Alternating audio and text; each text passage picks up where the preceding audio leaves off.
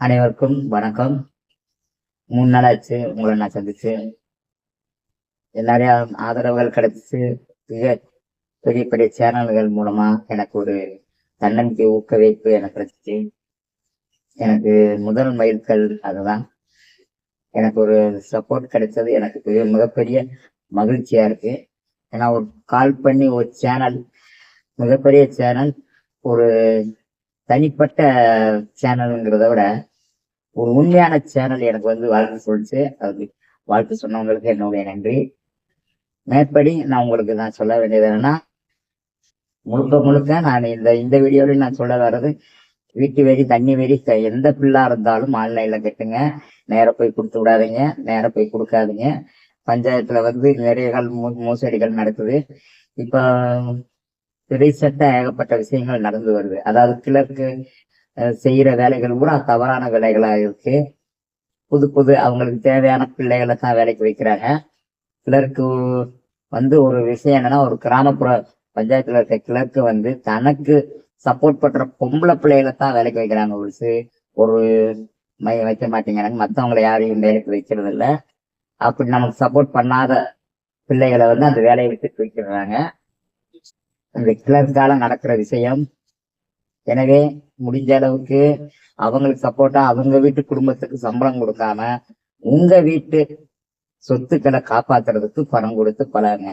நீங்க ஆன்லைன்ல கட்டுறதுனால அரசாங்கத்துக்கு போய் பணம் சேரும். இடையில இருக்க தரகருக்கோ கொள்ளையடிக்கும் நபர்களுக்கோ யாருக்கும் அந்த பணம் போய் சேராது.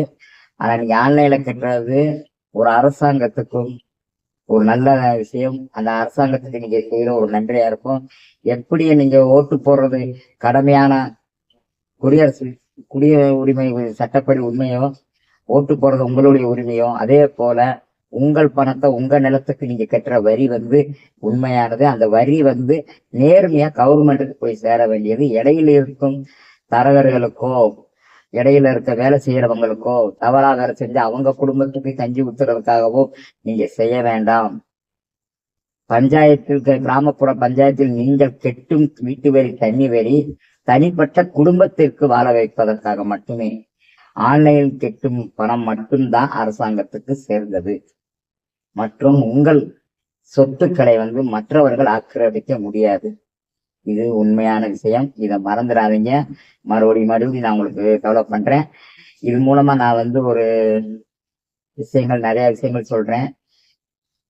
யாரையும் நம்பாதீங்க, யாரையும் நம்ம முடிஞ்ச அளவுக்கு நீங்களே நேர போய் கேட்டுங்க. உங்கள் பக்கத்துல இருக்கவங்க பணம் செலுத்துறவங்க, கரண்ட் பில் செலுத்துறவங்க, வீட்டு வரி செலுத்துறவங்க, என்ன சேவை மையம் இருக்கும், உங்களுடைய பணத்தை நேரடியாக கட்டி அதை ரசீதை வாங்கிட்டீங்க. ரசீதை வாங்குவது முக்கியமானது. அந்த ரசீதா தரமாட்டாங்க. வீட்டு வரி ரசீதா வராது, உங்களுக்கு ஒரு சான்றிதழாவே வரும். அந்த சான்றிதழை வச்சு நீங்க என்ன வேணாலும் பண்ணலாம். பட்டா மாறுதலோ எல்லாத்துக்கும் அது உபயோகப்படும். தயவு செய்து அதை முயற்சி பண்ணி அது கொண்டு வாங்க. அடுத்த வீடியோ உங்களை நான் சந்திக்கும் போது அனைத்து பெண்களுக்காக ஒரு வீடியோ நான் நாளைக்கு போடுறேன்.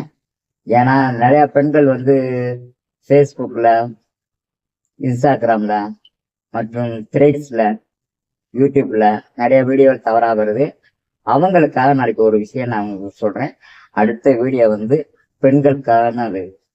மற்றும் ஒரு வீடியோ எமர்ஜென்சியா நாளைக்கு மதியமோ இன்று அடுத்த வீடியோ ஒண்ணு போடும்போது ஒரு கிராமத்துல எந்த அளவுக்கு கொள்ளையடிக்கிறாங்க, எந்த அளவுக்கு நிலத்தை கொள்ளடிக்கிறாங்க, இடத்தை கொள்ளடிக்கிறாங்க அப்படிங்கிறத கிளர்க்கை பத்தி உண்மையான சம்பவமும், உண்மையான கிராமத்துல எப்படியெல்லாம் நிலத்தை கொள்ளடிக்கிறாங்கிறத உங்களுக்கு அத்தாட்சி மூலமா நாளைக்கு காலையில இன்னொரு வீடியோவை நான் தெரிவிக்கிறேன்.